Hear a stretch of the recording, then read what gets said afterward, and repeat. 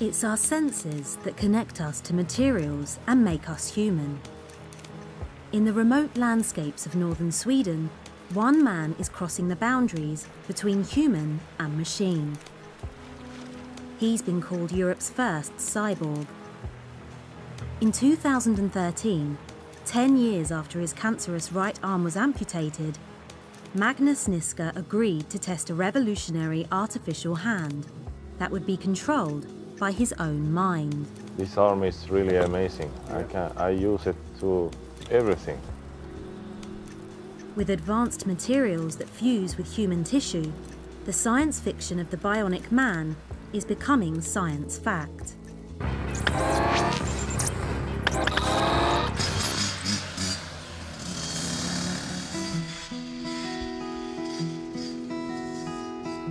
Magnus lives with his wife and young family in the small Swedish town of Haparanda.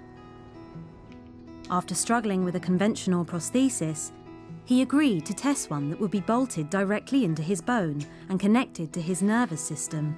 It transformed his life. With his prosthetic hand, Magnus controls movements with signals from his brain. If he wants to pick up a jigsaw piece, the hand responds. With this arm, I can work with almost everything. It's not feeling like a machine. It's more like my own arm. In the family life, I don't feel handicapped.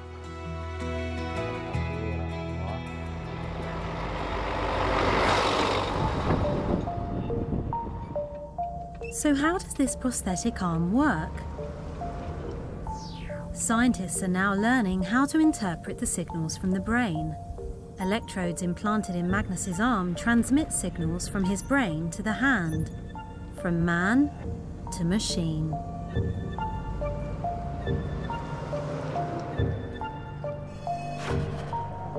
"50 miles away in Gothenburg, Max Ortiz Catalan is the brains behind the technology.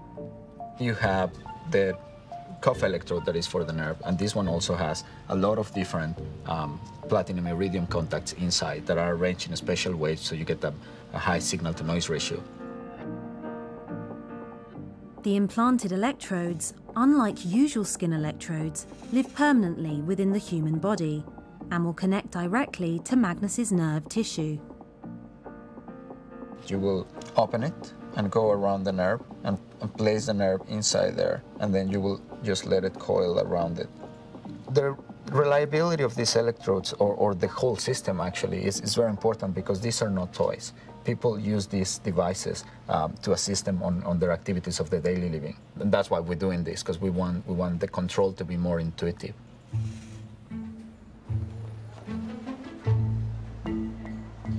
But something is still missing. A sense of touch. What if the signals could go both ways, and the brain could interpret what the artificial hand touches?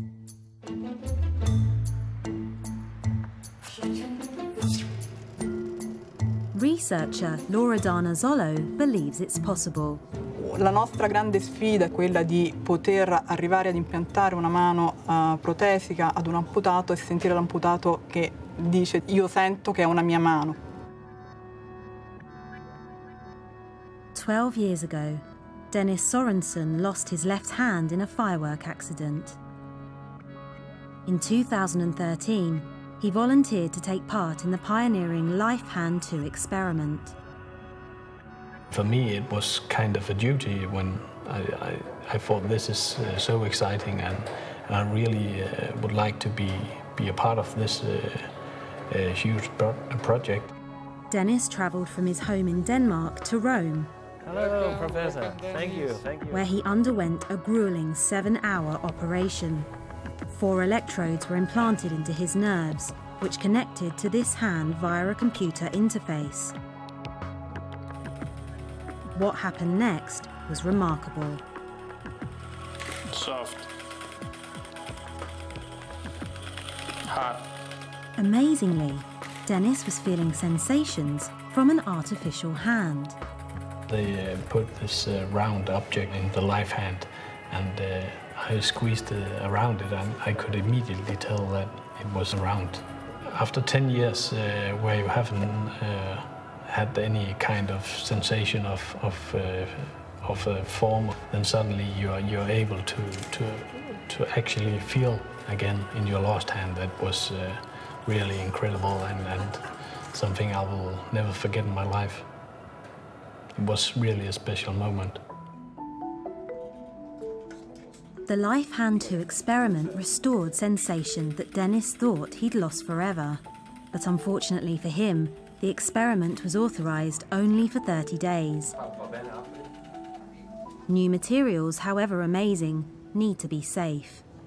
Che gli elettrodi sono stati testati e quindi la loro efficacia, la loro sicurezza è stata dimostrata per quel periodo. Quindi l'estensione a un periodo più lungo richiede naturalmente test di verifica di sicurezza più approfonditi. The electrodes had to be removed, and his sense of touch in that arm was lost once more. The fact that it was taken away again, I knew from the start, and yeah, it was just incredible, and I was very proud and also humbled to be the one who was selected for the project.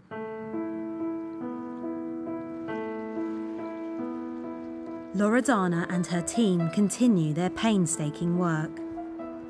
But merging man and machine brings with it new responsibilities. Is society ready to rethink what it is to be human?